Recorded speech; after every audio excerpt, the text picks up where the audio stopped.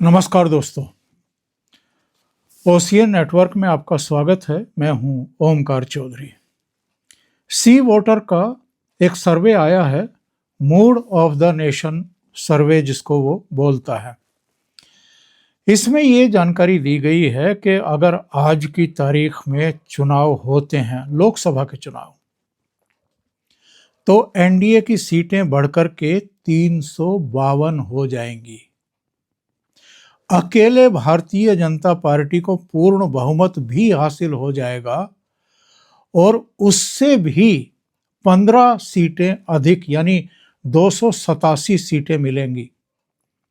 पूर्ण बहुमत के लिए 272 सीटें चाहिए। 545 के सदन में 543 का सदन है, 2 नॉमिनेटेड होते हैं, तो उस लिहाज से उसको 272 सीटें चाहिए बहुमत के लिए। लेकिन इस सर्वे में ये कहा गया है कि भारतीय जनता पार्टी जो 2024 के लोकसभा चुनाव में 240 सीटों पर सिमट करके रह गई थी, आज अगर लोकसभा चुनाव हो जाएं तो वो 287 सीटें प्राप्त करेगी, यानी 47 सीटें उसकी बढ़ जाएंगी 2024 के मुकाबले। ये एक तरीके से कहना चाहिए कि बहुत बड़ी छलांग होगी अगेन। वैसे भी अगर हम देखें तो 2024 के लोकसभा चुनाव के बाद जितने राज्यों में चुनाव हुए हैं विधानसभा के, उनमें भारतीय जनता पार्टी का परफॉर्मेंस बहुत अच्छा रहा है। एक तरीके से उन्होंने जबरदस्त वापसी की है। भाई, हरियाणा में सरकार बना ली, महाराष्ट्र में बना ली, दिल्ली में बना ली, बिहार में नीतीश कुमार मुख्यमंत्री हो गए, यानी 6 राज्यों में चुनाव हुए लोकसभा चुनाव के बाद, और 3 में मुख्यमंत्री बन गए बीजेपी के और 1 में बन गया एनडीए का यानी नीतीश बाबू। तो ये उनका बढ़िया परफॉर्मेंस रहा। इस सर्वे में ये कहा गया है कि इंडिया गठबंधन, वैसे तो इंडिया गठबंधन है कि नहीं है, बचा है कि नहीं बचा है, इस पर ही बड़े सवाल हैं। लेकिन ये कहा गया है कि इंडिया गठबंधन की 182 सीटें आने की संभावना है।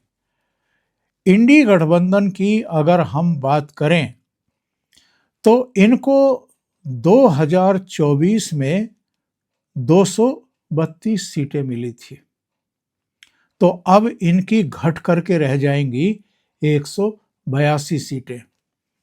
तो आप लगा लीजिए 32 वो और 18 ये, सीधे 50 सीटें इंडी अलायंस की घट रही हैं। इस सर्वे में जो मोटा मोटी जानकारी दी गई है वो मैं बता देता हूं। जो भारतीय जनता पार्टी के नेतृत्व वाला, प्रधानमंत्री नरेंद्र मोदी के नेतृत्व वाला एनडीए गठबंधन है, उसको 352 सीटें। जो इंडी अलायंस है इसको 182 सीटें। अकेले भारतीय जनता पार्टी की सीटें बढ़कर के 287 हो जाएंगी, ऐसा सी वोटर के मूड ऑफ द नेशन सर्वे में कहा गया है। और जिस कांग्रेस पार्टी को अकेले 99 सीटें मिली थी 2024 में, उसकी घट करके रह जाएंगी 80 सीटें, यानी उसकी 19 सीटें घट जाएंगी। एनडीए को 47% वोट शेयर मिलेगा, इसके अनुसार इंडी अलायंस को 39% मिलेगा और अन्यों को 14% मिलेगा। तो जिस बीजेपी को 2024 में 240 सीटें मिली थी उसको 287 सीटें मिल सकती है। जिस एनडीए को 293 सीटें मिली थी उसको 352 सीटें मिल सकती है। कांग्रेस 99 पर थी, समाजवादी पार्टी 37 पर थी, टीएमसी 29 सीट पर थी। और अगर हम देखें तो कांग्रेस को भी और जो इनके बाकी के घटक दल हैं उनको भी नुकसान होता हुआ दिखाई दे रहा है। इसमें हालांकि ये खुलासा नहीं किया गया है कि उत्तर प्रदेश में समाजवादी पार्टी के परफॉर्मेंस पर क्या असर पड़ेगा, लेकिन अगर भारतीय जनता पार्टी की अकेले ही 47 सीटें बढ़ रही हैं तो फिर ये कहाँ से वापस आएंगी।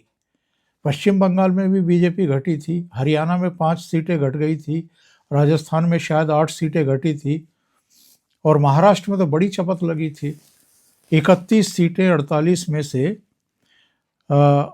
एमवीए गठबंधन को, इंडिया अलायंस को मिल गए थे। और चूंकि 2019 का जो चुनाव था उसमें उद्धव ठाकरे और भारतीय जनता पार्टी मिलकर के लड़े थे और अधिकांश सीटें इन्होंने जीत ली थी। कांग्रेस को तो केवल वो चंद्रपुर वाली सीट मिली थी और शरद पवार की पार्टी को भी शायद 4 सीटें मिली थी या 2 सीटें मिली थी और बाकी दलों का तो यही हाल था। लेकिन अगर बीजेपी की सीटें बढ़ रही हैं तो बात यह है कि जो आने वाले चुनाव हैं, पश्चिम बंगाल, तमिलनाडु, केरल, असम, पुडुचेरी, वहाँ बीजेपी का परफॉर्मेंस क्या बेहतर रह सकता है। तो पश्चिम बंगाल पर भी सर्वे हुआ है। इस सर्वे में कहा गया है कि जो सीटें टीएमसी को 2024 में मिली थी 29, उसमें से उसकी 1 सीट घट सकती है, यानी उसको 28 सीटें मिल सकती है और भारतीय जनता पार्टी की 1 सीट बढ़ सकती है। अब राजनीतिक विश्लेषकों का ये कहना है कि अगर लोकसभा चुनाव हो जाए और पश्चिम बंगाल में अगर वो बहुत ज़्यादा गेन नहीं कर रही है, यानी लगभग वहीं खड़ी है और टीएमसी भी लोकसभा सीटों के हिसाब से अगर लगभग वैसा ही परफॉर्मेंस कर रही है जैसा लोकसभा चुनाव में उसने किया था, तो ऐसा तो नहीं है कि विधानसभा चुनाव बीजेपी के लिए इस बार भी आसान नहीं होने जा रहा हो।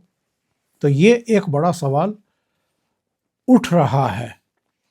पर हमें ये देखना चाहिए कि जिस महाराष्ट्र में भारतीय जनता पार्टी, अजित पवार जो अब इस दुनिया में नहीं है और एकनाथ शिंदे, उन तीनों पार्टियों के मिलकर के भी परफॉर्मेंस बहुत अच्छा नहीं रहा था और एमवीए को यानी इंडिया अलायंस को अधिकांश सीटें मिल गई थी, 30 सीटें, और एक बसंत दादा पाटिल के पोते सांगली से लड़े थे, उनकी तो 31 सीटें मिल गई थी।